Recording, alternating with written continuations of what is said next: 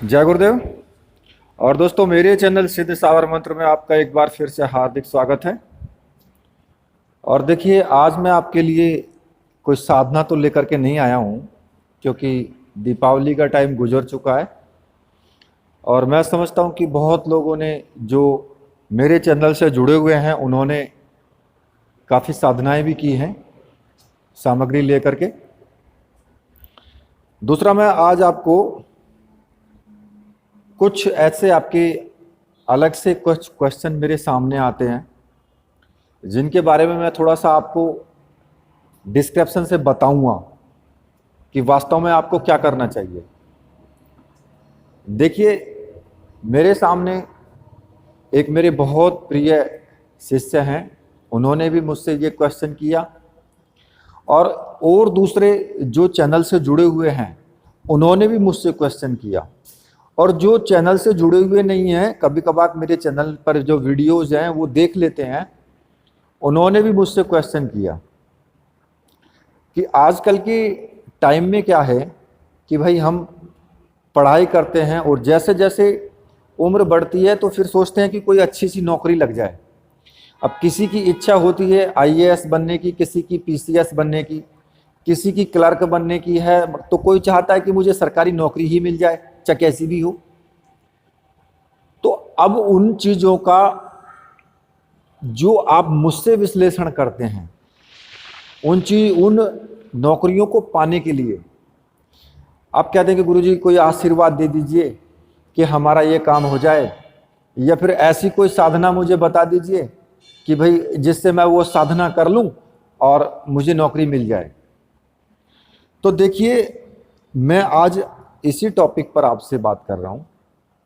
सबसे पहली बात ये, साधना करने से आपको कृपा प्राप्ति मिलती है, आपके काम सारे आगे बढ़ते हैं, लेकिन वो एक लेवल तक होता है।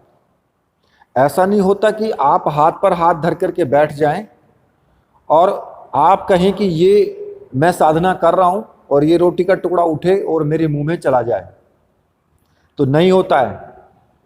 क्योंकि ऐसा कभी होता होगा तो सतयुग में तो होता होगा, लेकिन आप आज की डेट में नहीं है।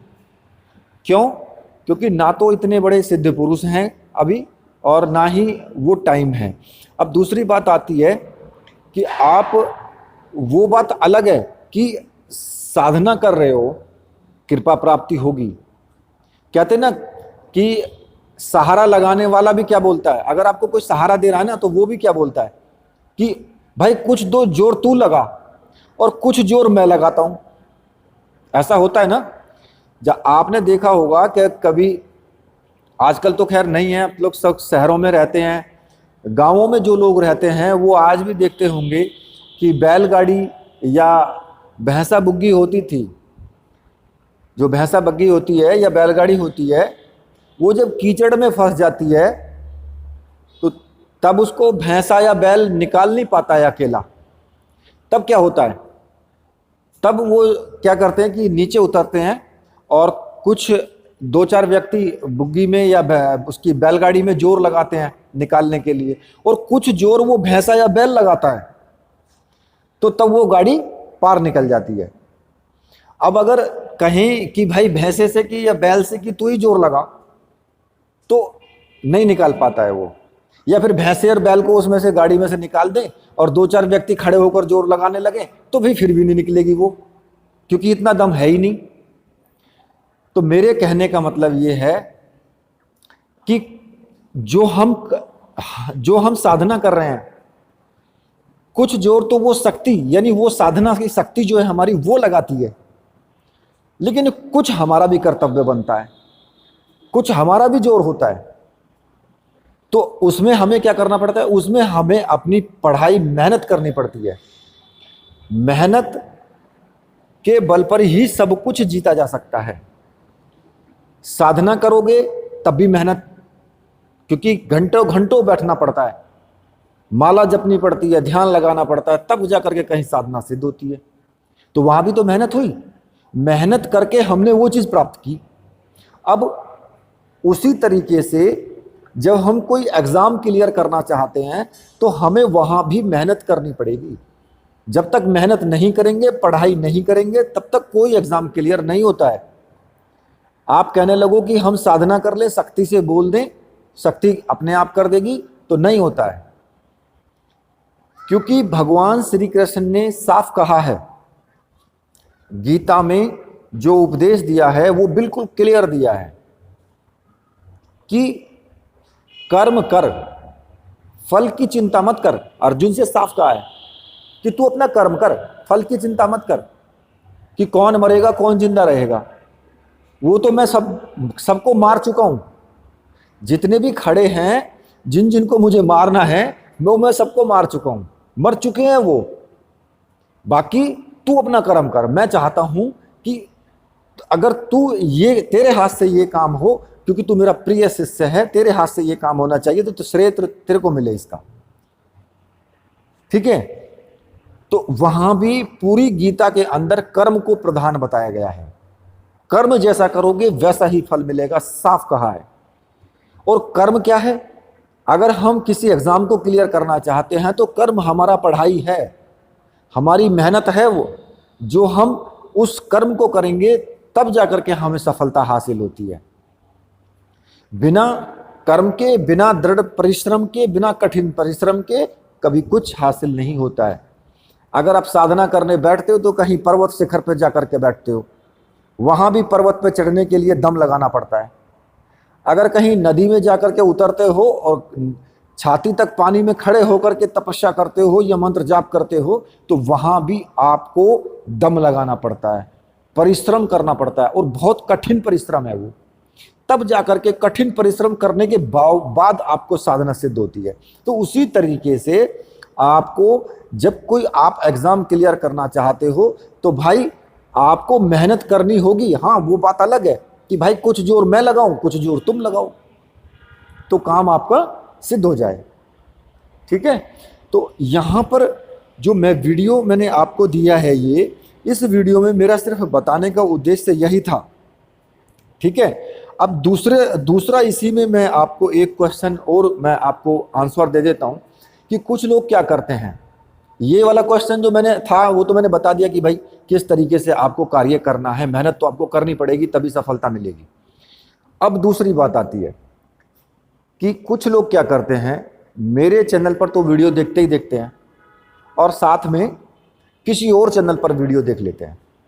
अब उस वीडियो को देख करके और फिर वो दोनों भ्रमित हो जाते हैं कि उसको देखूं, उसकी बात सही है या इनकी बात सही है।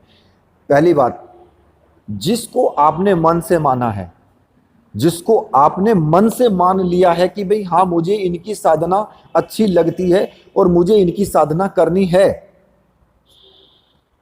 तो विश्वास रखना पड़ेगा। उसकी बातों पर विश्वास रखो, उस पर विश्वास रखो। अगर विश्वास नहीं है तो फिर बेकार है, कोई भी साधना सिद्ध नहीं हो सकती है। क्योंकि जब आपको विश्वास ही नहीं है तो फिर बात ही खत्म है।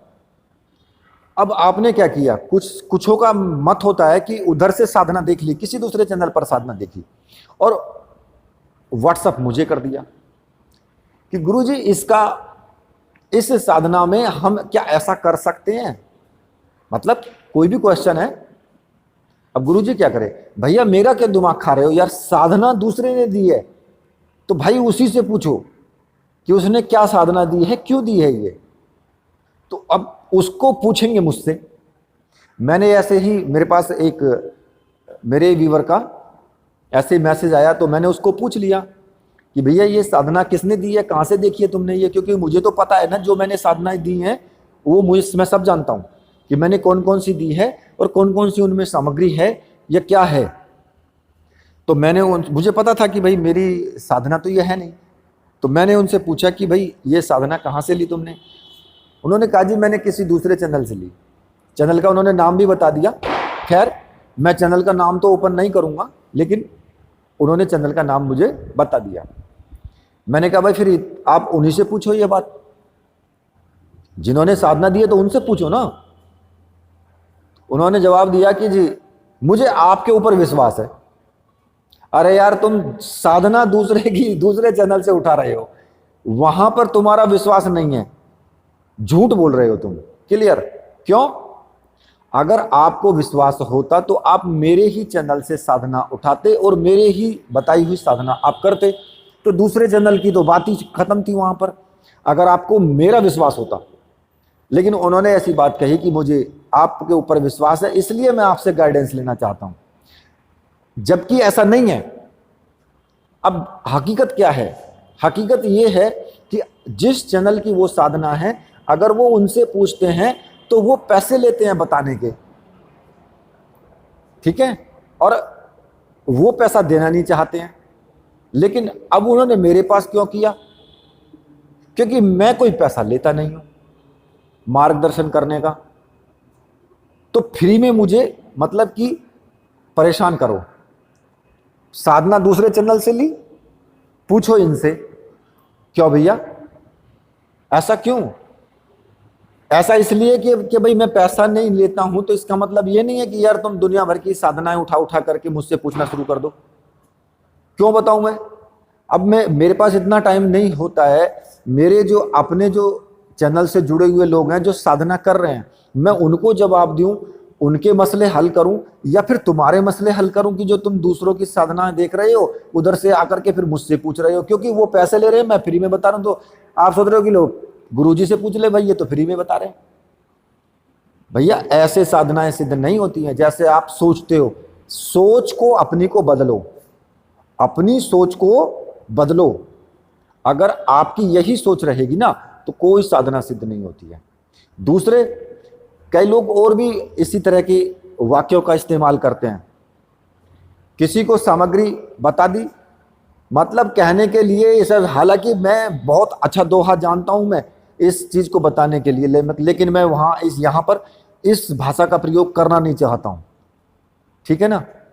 क्योंकि दुनिया में कुछ तो ऐसे होते हैं, लेकिन कुछ उससे भी बड़े होते हैं, वो उस चीज को छोड़िए, ठीक है। मैं अपने आप को संभाल लेता हूं, समझे।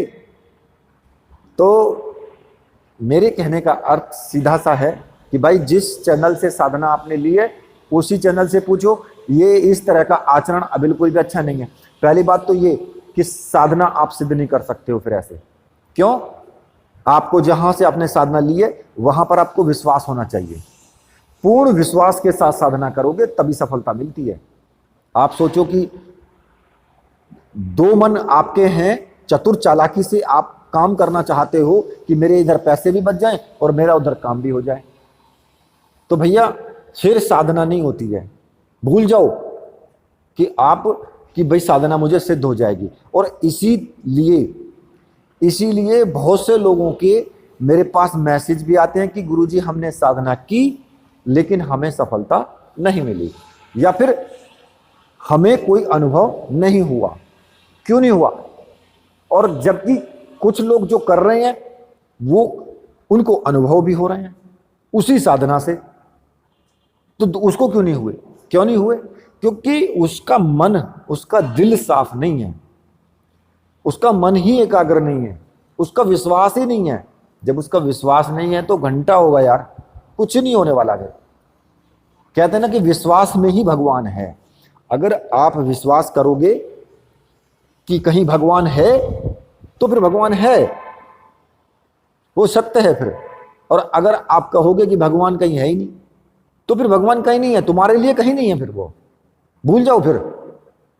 तो कहने का मतलब छोटा सा तात्पर्य मेरा ये है कि जहां से सामग्री लो वहां पर पूर्ण विश्वास होना चाहिए और पूर्ण विश्वास के साथ साधना करो। और दूसरे की चैनल देख करके और भाई मुझसे पूछने की कोशिश ना करें बिल्कुल भी, क्योंकि देखो मुझे पता लग जाता है कि भाई ये लोग क्या कर रहे हैं। हालांकि मैं ऐसे बहुत से लोग हैं जिनको मैं जानता हूं कि उन्होंने पता नहीं मुझसे कितनी कितनी साधनाओं के बारे में जानकारी ली है, लेकिन उन्होंने कभी साधना नहीं की। उन्होंने कभी साधना नहीं की, मेरे कहे अनुसार कभी साधना नहीं की है। उनका व्हाट्सएप भरा पड़ा है लगा करके ऊपर से नीचे तक। और अगर मैं 10-15 सेकंड तक व्हाट्सएप को पेज को नीचे करता रहूंगा ना तो उनका पेज खत्म नहीं होगा। इतनी मतलब वो मुझसे व्हाट्सएप चैट कर चुके हैं, लेकिन कभी उन्होंने साधना नहीं की। तो भाई चैट करने का मतलब क्या है फिर? फायदा क्या है फिर उस चीज का? मुझसे पूछने का फायदा क्या है फिर? जब आप करना ही नहीं चाहते हो तो फिर पूछने का मतलब ही क्या रह गया? फिर मेरा क्यों टाइम खोटी कर रहे हो बेमतलब का? मुझे क्यों परेशान कर रहे हो फिर? तो इसलिए जो साधना करे सिर्फ वही मुझसे कमेंट करे, अन्यथा मुझे कमेंट करने की जरूरत नहीं है, ना ही मैं जवाब दूंगा। क्यों? क्योंकि ये तुम बेवजह मतलब मेरा माइंड भी खराब करते हो, और दूसरा बेवजह से परेशान करना कि भाई गुरुजी ऐसा किया तो ऐसा हो जाएगा या ऐसा कर सकते हैं। दिए को सीधी तरफ रखें या उल्टी तरफ रखें, या साधना सामग्री को अगर नदी ना मिले तो कहीं पीपल के नीचे रख दे, कहीं जोहड़ में फेंक दे। यार ये कोई तरीका है पूछने का कि भाई पता नहीं इतनी बारीकी से सोच करके और उस चीज को घुमा फिरा करके लाएंगे कि अब इस चीज को बता दो जी। अरे भैया साधना तो तुमने शुरू नहीं की, क्या बता दूं मैं इस चीज को? और तुम मुझे पता कि तुम करने वाले भी नहीं हो, तो फिर बेकार में क्यों मेरा टाइम वेस्ट कर रहे हो? अच्छा, कुछ लोग इतने महापाखंडी हैं कि उनकी तो बिसात ही छोड़ दो।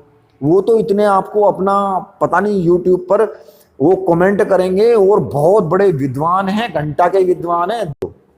मैं सभी लोगों का बड़े अच्छे से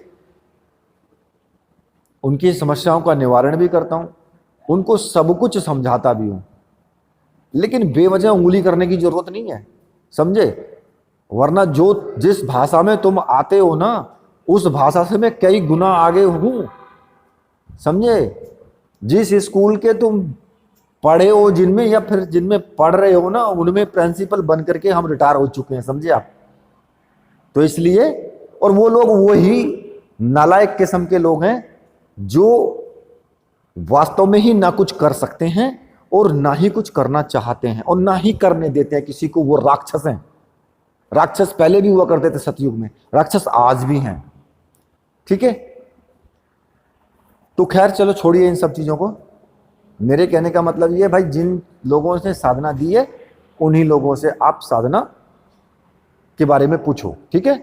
तो इसी के साथ अब मैं वीडियो को यहीं पर समाप्त करता हूं। तो मेरे साथ बोलिए, बोलिए वीर बजरंग बली हनुमान जी महाराज की जय। बोलिए मेरे परमहंस सदगुरुदेव की जय।